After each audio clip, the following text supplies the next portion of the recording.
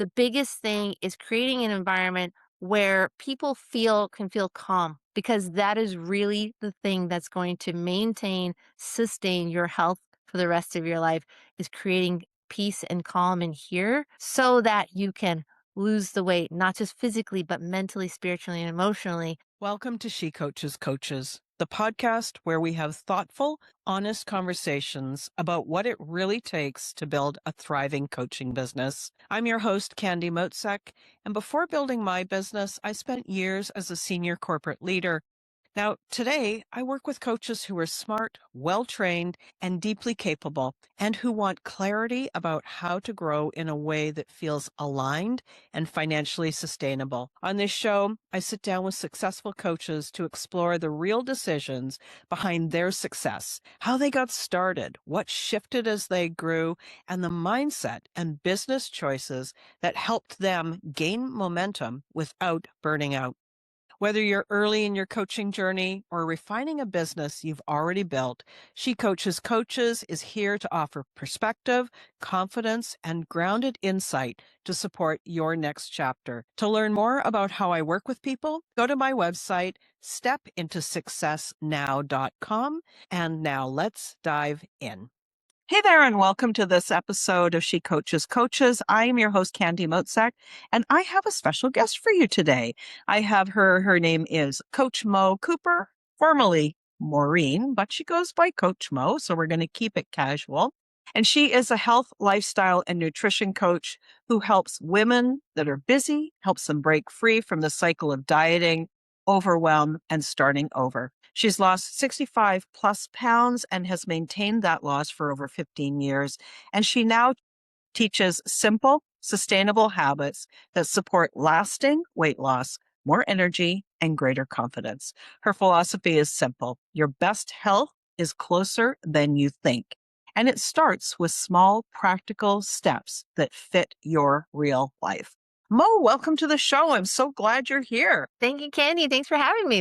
I'm excited about this. It's going to be great. Yeah. Yeah. And originally both Canadians, but now you Yeah. live down in Houston and hey, we're all over the place, right? I know, I love it. But but we have all these threads of likenesses and community, and that's what my mission is, to really bring people together, to find our likenesses, to find the struggles that we go through, and the community that we can build on, and how to get to a better way of life by focusing on the ways we're alike versus the way we're different. Although we can celebrate how we're different too. Love that. I would love to know. What are you most excited about in your work right now? I am really excited about launching my schoolroom. So I recently got into school, and what's great about this is I've been doing virtual group coaching for several years now, but with the school community, it's like having a virtual brick and mortar where you can invite people in. And I love to throw a party. I love having people over because you get to welcome them in, make sure all the nice towels are out, everything's clean, everyone feels comfortable and welcome. So now that I have the schoolroom, which is the Moglow Wellness Collective, I can do that there and bring women in to a safe environment where they can talk about weight loss, which has carries a lot of guilt and shame, and just really support them on their healthy journey in an environment where they feel supported and seen and heard. And so this is new to me, and I'm really excited. I'm in there every day and just touching base. So I'm just started building it. It's a free group, which you have an option for my paid group coaching group, but it's a free group, and I do lots of fun things in the free group. So it's a beautiful thing. I'm really excited to get it going. What's your dream with it? What's it going to be like? What's the ultimate vision? That's a great question. I just did my 6-month plan yesterday. And so the vision is to build it up. I'd love to have like 100 women in the free group, and those that want the extra group coaching, but to really create a space where women 40 to 65 or 40 plus can come and feel, like I said, supported, but not being sold the latest supplement or gadget or myths, and where they can really come and ask questions. Because when I don't know when I don't know an answer, I love research. I'm like, let me get on that. So I love, and so then we kind of go through it together because there's so many myths with the dieting industry. There's so many things that we're led to believe that just aren't true. Like restricting calories, working out like a fiend, calorie deficit, all these things, there are elements of truth to them, but it's nuanced. And the biggest thing is creating an environment where people can feel calm because that is really the thing that's going to sustain your health for the rest of your life is creating peace and calm in here so that you can lose the weight, not just physically, but mentally, spiritually, and emotionally. And that's what I do in my group. And it's awesome. I love this thing about feeling calm, feeling centered and calm. It really does a lot. It just opens up so much of our better thinking. It allows us to be resourceful and resilient. And I think that you're one of the few health coaches, weight loss coaches that I've interviewed that's really pointed to that as a Yeah. big step. And so I really thank you for sharing that. Can you Yes. share with me what is one idea that has changed how you think about success? Oh, that's a really great question. What's one thing? I think success used to be always about doing more, being on top, being in the front of the group, always pushing, striving. And that's got a place, but also I've also kind of lost myself in that drive and that rhythm of the success engine when it comes to your work. And so the creating the calm and peace inside myself came about through my journey from illness to health and understanding how that calm and that creating that calm and peace inside myself, like you said, creates more clarity, helps you make better decisions. And so for me, success has gone from corporate slaying to really hitting that groove and that stride where you just feel you're in flow, where you're showing up as yourself every day. You feel satisfied and accomplished through fulfillment. And that has been a huge shift for me because when I got into this, I was like, I gotta do better. I gotta do more. I gotta do all the things and just spinning all the plates and chasing all the ideas. And now I start from that calm place first. And I'm a spiritual person. I'm a Jesus girl. And so just sitting in meditation and prayer every morning, getting centered, that brings your cortisol down in a physiological way. It clears my mind. I'll do it throughout the day. I love how you took a moment before we started here. I'm like, oh, I totally get her because we don't make great decisions from that high cortisol, high stress place always that doesn't work out for us. Like if you're an EMT, an emergency responder or something, you need to have that adrenaline and make decisions in the moment. But really success is about being able to be calm and clear and in flow with your day while feeling fulfilled, serving your people and making money. So there's a lot of ands there, right? And I think that that's the nuance. It's, serving your people and making money and feeling good and being in flow and being aligned. It's not just sort of this one quality that Mhm. creates success. Well, it's interesting because when you think about success, it shifted, just kind of hit me. It was always external validation, external, like, am I good? Am I good enough? Am I smart enough? Do people like me? But now it's more internal. Like, is this landing? Is this resonating? Is this actually helping people? And if it isn't, then I shift, I pivot. I find out what works and what doesn't work. And having that calm leads to confidence to be able to say, okay, this isn't working. I need to make a change. And that's what I do that's what happens with my clients too. So when they come to me every week, we have our group coaching sessions. We always start with what's going well, what are you killing it at? And then the next thing is like, okay, what's been the struggle? What have you had to shift? So then that's where we kind of reframe, redo. It's like, I want to get dinner on the table by 6:30, but I just can't get there. So it's like, okay, what do we need to shift? What do we need to change? And that comes with confidence and it comes from that calm. So it's all related, really. So yeah, so it's a yes and. It's that and, right? And it's Mhm. funny because now I'm thinking, so if there was one word that described the feeling of success for you, what would it be? Sorry, I'm asking you all the tough questions, but it's just because I'm No, it's curious, great. No, right? I love the I had a little power nap after lunch. I'm good. I'm fresh now. Excellent. One word for success. Okay, can I cheat and do a hyphenated? Inner peace. Inner peace. Because I cannot serve and be effective if I'm in a constant state of stress and chaos. I can to a certain degree, but I'm not serving myself. And compassion that doesn't include yourself is incomplete. So I need to be successful, not just for my clients, but for me and my health as well. So that's I my, love that. that's my Yeah. and I was diagnosed with multiple sclerosis in 1999. So I know what it means to be sick and I know what it means to heal yourself through a healthy lifestyle. So I see myself as the bridge from illness to health. And that And comes with peace.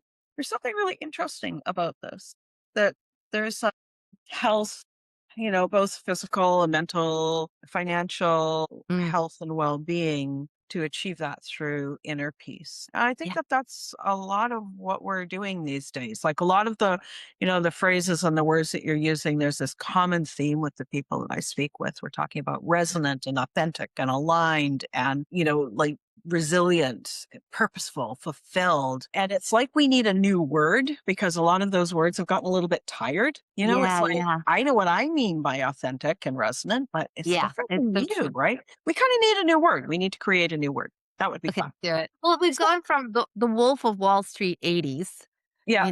where, like that total masculine energy, and we're really shifting into and then we kinda shifted maybe too much to the feminine energy where nothing gets well, not that nothing gets done, but we're more we go deeper, we're more contemplative, it's not just go, go, go, but then yeah, but now I feel like we're coming to a balance so that where we have the feminine and the masculine energy. I was very masculine energy driven after my divorce because I had to do all the things. I had to, Yeah.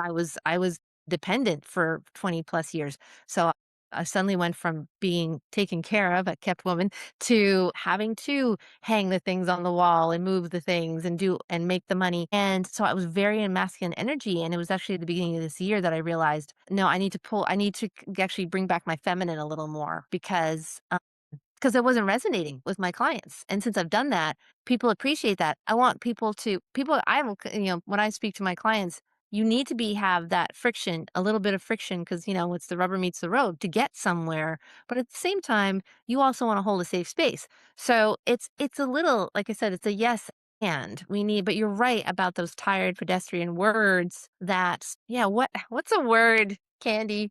Let's make it up right now. Let's nail it down. Maybe we'll figure it out by the end of our talk. I don't know. I, Yes. I haven't got it. I don't have the perfect idea. I'm just noticing that there's like, maybe it's an older word, something Huh. that's almost a little bit archaic that could come Yeah. back, you know? Yeah.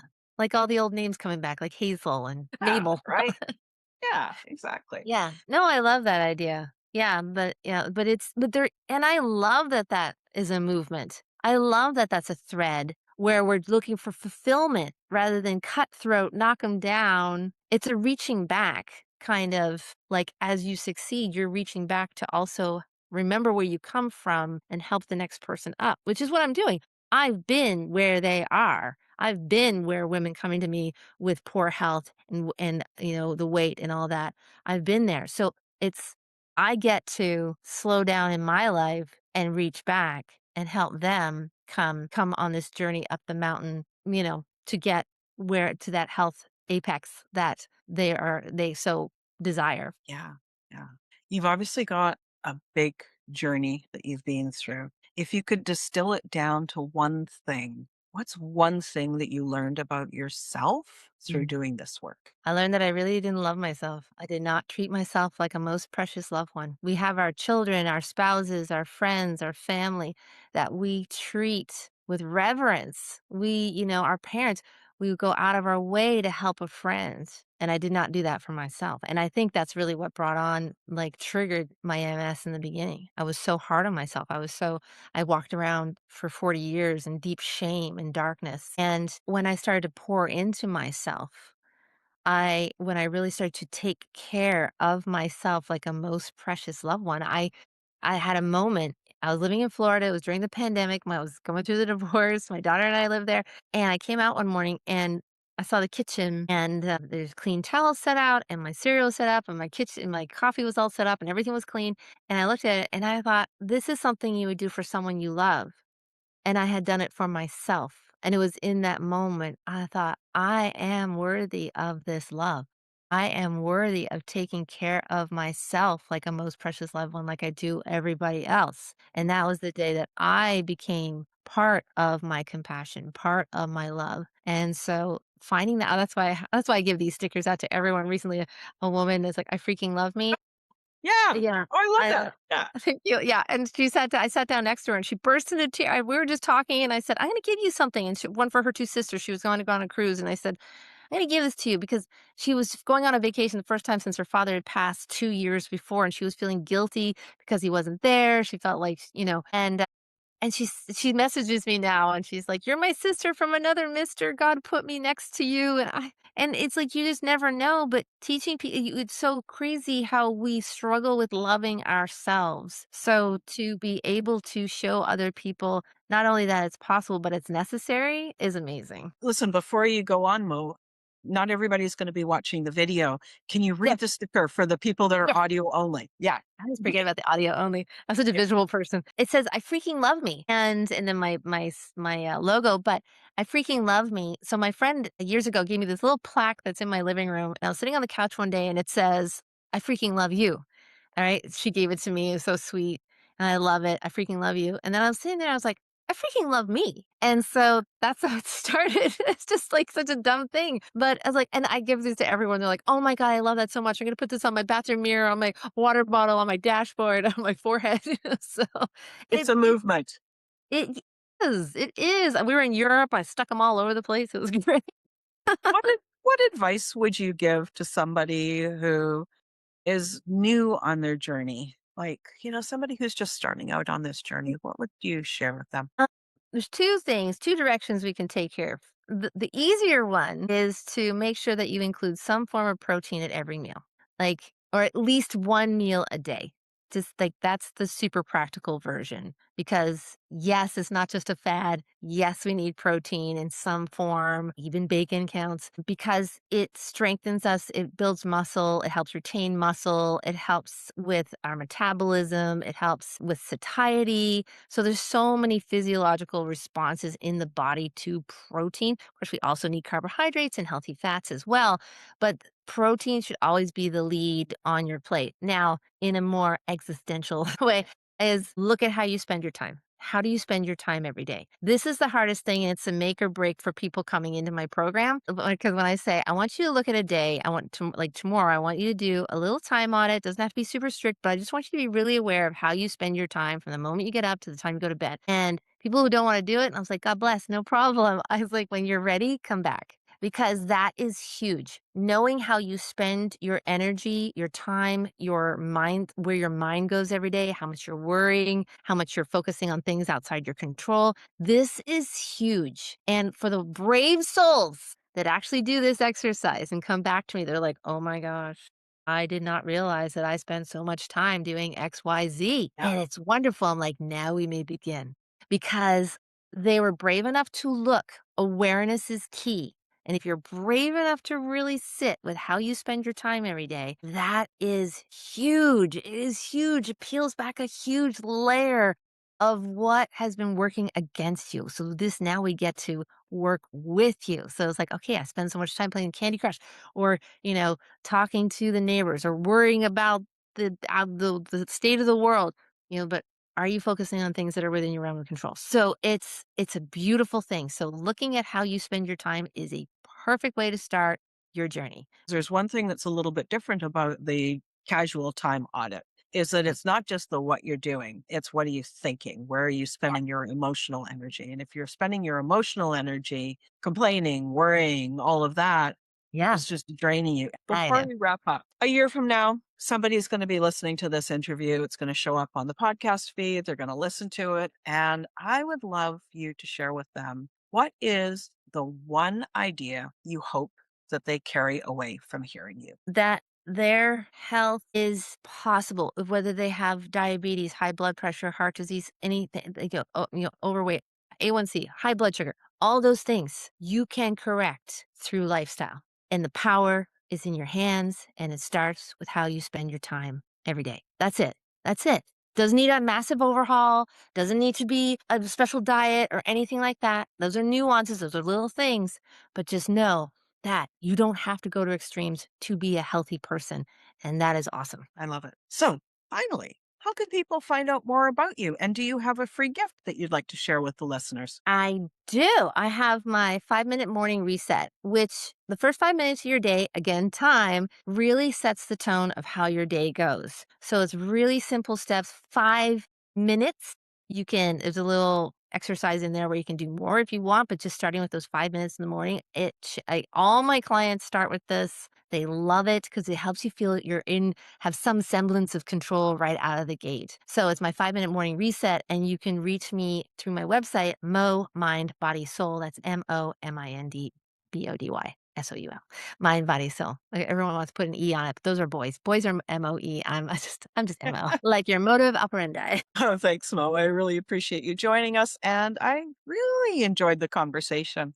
It was so great to meet you. That was so great. And thanks for being so thorough. I love it. And I love the hard questions. Love dusting off the wheels and not just the Yeah. same old, same old. It's awesome. I love Well, it.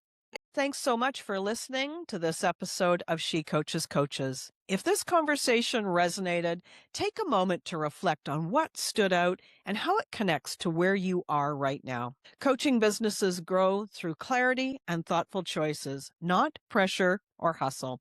If you'd like more support, you can learn more at stepintosuccessnow.com. I'll put the link in the episode notes. And if you found this episode helpful, I'd appreciate it if you would share it with a peer or colleague who would enjoy it as well.